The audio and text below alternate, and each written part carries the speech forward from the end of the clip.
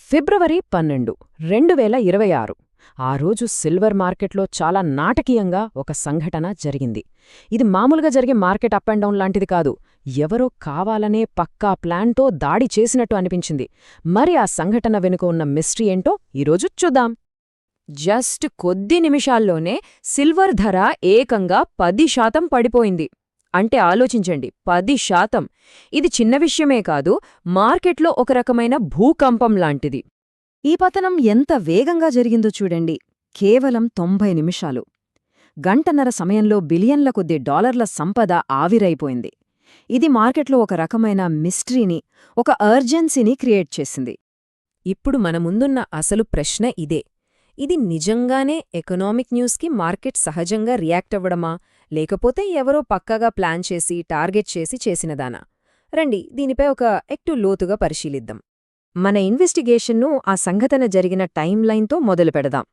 అసలు ఆ రోజు ఏం జరిగిందో స్టెప్ బై స్టెప్ చూస్తే మనకొక క్లారిటీ వస్తుంది. ఈ టైం లైన్లో మనం గమనించాల్సిన ముఖ్యమైన విషయమేంటంటే ఆ స్పీడ్.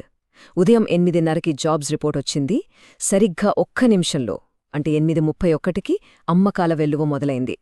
దీన్ని బట్టి మార్కెట్ ఎంత వేగంగా స్పందించిందో, లేదా స్పందించేలా చేశారో అర్థం చేసుకోవచ్చు. మరింత పెద్ద క్రాష్కి అఫీషియల్గా చెప్పిన కారణాలేంటి? మార్కెట్కి అసలేం చెప్పారు? ఇక్కడ మనకు 2 వేర్వేరు వర్షన్లు కనిపిస్తున్నాయి. ఎడమవైపున్నది అఫీషియల్ స్టోరీ. ఎకానమీ స్ట్రాంగ్గా ఉంది, డాలర్ బలపడింది, అందుకే వెండి ధరలు తగ్గాయని చెప్పారు. ఇది వినడాన్ని బానే ఉంది, కానీ ప్రత్యామ్నాయ సిద్ధాంతం మాత్రం దీనికి పూర్తిగా భిన్నమైన కథ చెప్తోంది. ఈ భారీ పతనానికసలు కారణం ఇదేనని అంటున్నారు. రష్యా గురించి బ్లూంబర్గ్లో వచ్చిన ఒక 13 పదాల హెడ్లైన్. ఆలోచించండి, ఇంత చిన్న న్యూస్ ఇంత పెద్ద ఇంపాక్ట్ని ఎలా తీసుకురాగలదు? ఇక్కడేదో ఉంది. అఫీషియల్ స్టోరీలో చాలా లూప్హోల్స్ కనిపిస్తున్నాయి కదా.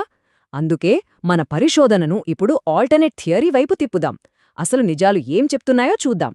సరే, అధికారికంగా చెప్పినదానికి నిజంగా దొరికిన సాక్ష్యాలకి అస్సలు పొంతన కుదరట్లేదు.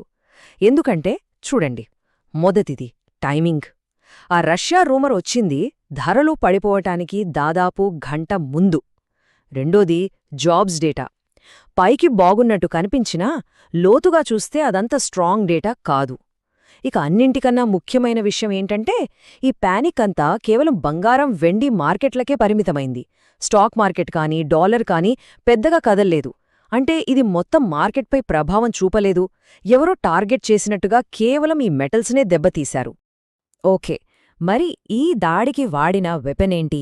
దాని గురించే ఇప్పుడు తెలుసుకుందాం. అదే పేపర్ డెరివేటివ్స్ మార్కెట్. ముందుగా మనం ఫ్యూచర్స్ కాంట్రాక్ట్ అంటే ఏంటో అర్థం చేసుకోవాలి. సింపుల్గా చెప్పాలంటే ఇదొక ఒప్పందం. భౌతికంగా సిల్వర్ చేతులు మారకుండానే కేవలం డిజిటల్గా పేపర్పై ట్రేడ్ చేయడానికి ఇది వీలు కల్పిస్తుంది.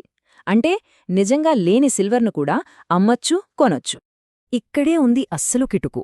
కామెక్స్ ఎక్స్చేంజ్లో ఫిజికల్గా డెలివరీకి అందుబాటులో ఉన్న ప్రతి ఒక్క ఔన్స్ సిల్వర్కి దానికి బదులుగా 20 ఔన్స్ల పేపర్ క్లెయిమ్స్ ఉన్నాయి. ఈ రేషియో చూస్తేనే షాక్ అవ్వాలి కదా. ఒక ఎక్స్పర్ట్ చెప్పినట్టు పేపర్పై ట్రేడ్ అయ్యే ధరకు ఫిజికల్గా ఉన్న మెటల్ విలువకు మధ్య అసలు సంబంధమే లేకుండా పోయింది. ఇది మార్కెట్లోనే ఉన్న ఒక పెద్ద లోపం. సో ఇలాంటి మ్యానిపులేషన్ను ఎలా చేస్తారంటే దానికో ప్లేబుక్ ఉంది. ఫస్ట్, మార్కెట్ పడిపోతుందనే ఫీలింగ్ క్రియేట్ చేయడానికి ఒక రూమర్ స్ప్రెడ్ చేస్తారు.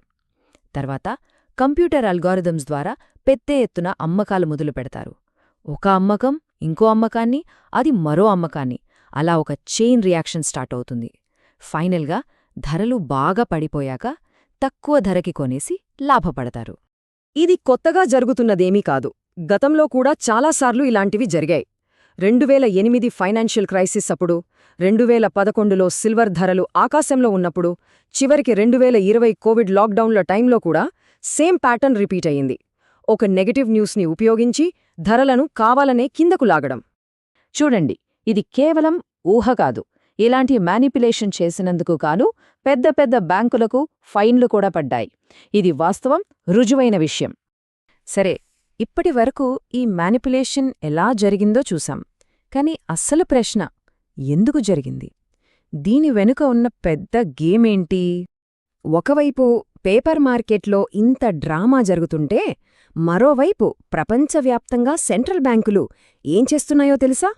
వాళ్ళు సైలెంట్గా డాలర్ నుంచి దూరం జరుగుతూ రికార్డు స్థాయిలో ఫిజికల్ గోల్డ్ని కొని నిల్వ చేసుకుంటున్నారు.